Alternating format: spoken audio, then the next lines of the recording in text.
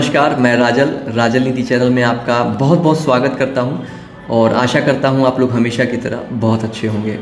आज के इस वीडियो का विषय है चिंता को नियंत्रण में रखने के लिए सीमाएं निर्धारित करें।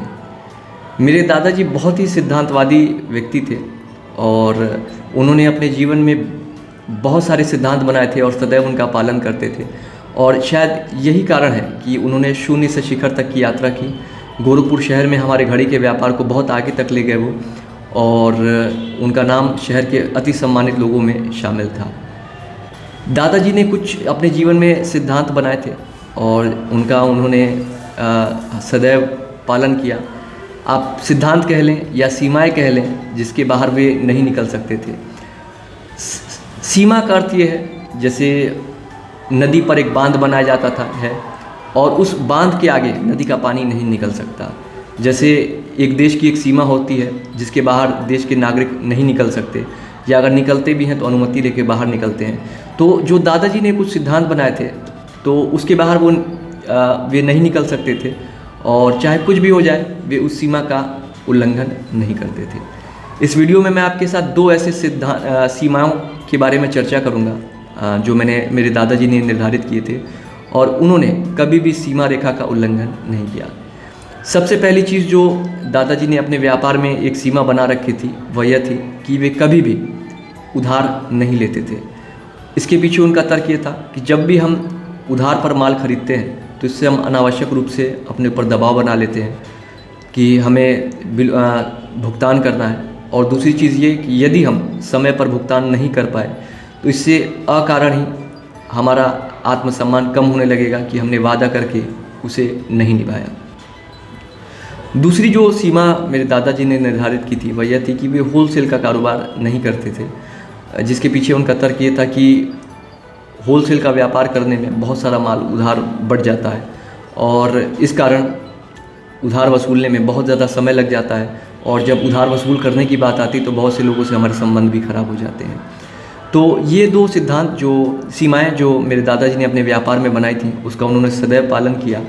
और जब मैं छोटा था और दुकान पे उनके साथ समय बिताया करता था तो एक बार बातों ही बातों में मैंने उनसे चर्चा की कि दादाजी अब समय बदल चुका है और बहुत सारे लोग होलसेल का काम करते हैं, हमें भी करना चाहिए। तो उन्होंने कहा देखो बाबू, छोटे लालच से बचना चाहिए, खुद को जानना चाहिए, दूसरे लोग क्या कर रहे हैं उसके चक्कर में नहीं पड़ना चाहिए।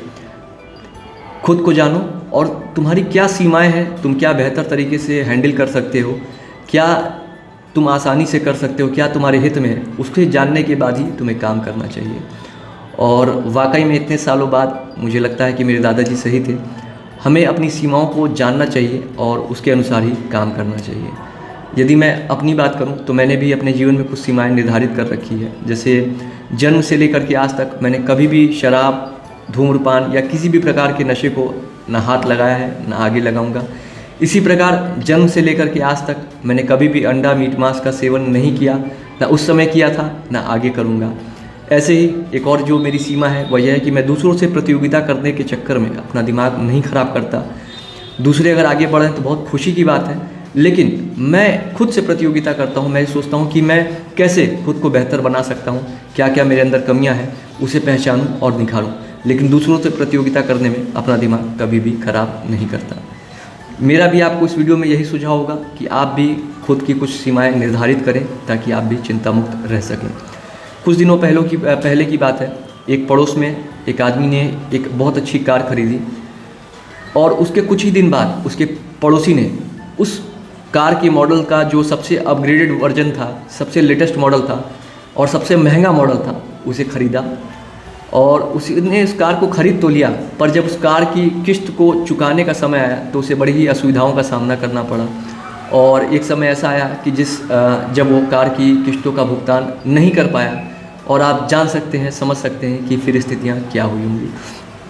इसलिए मेरा आपको सुझाव होगा, चिंता से बचने के लिए अपनी सीमाएँ निर्धारित करें ताकि आप चिंता मुक्त रह सकें और खुश रह सकें।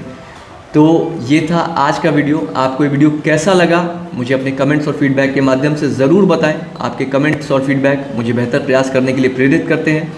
यदि आपको लगता है इस वीडियो से किसी और को भी लाभ मिल सकता है तो इस वीडियो को ज़रूर शेयर करें ताकि हम एक सकारात्मक और चिंता मुक्त संसार का निर्माण कर सकें। वीडियो देखने के लिए आपका बहुत बहुत धन्यवाद। ईश्वर से मैं आप सभी के उज्जवल भविष्य की कामना करता हूँ।